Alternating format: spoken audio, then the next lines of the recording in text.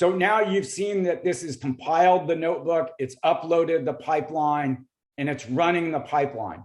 So this was automatically done for me. I click on this view pipeline as it's running, and you can see that it started to build this pipeline out for me.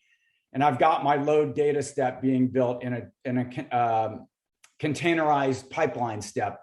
I've already run this once before, so let me show you what this looks like when this pipeline gets finished building out.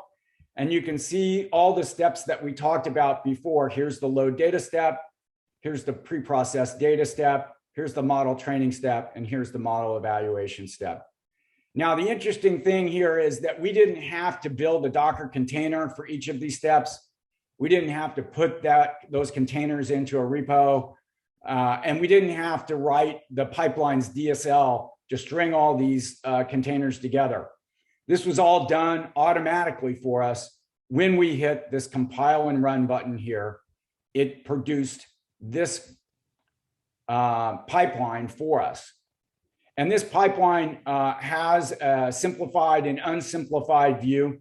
Remember, we talked about taking that snapshot of that persistent volume where we're storing all our artifacts, all our information, our consolidated environment.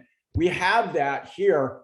We're using the exact same container image that we used for the notebook in each of these steps along the way.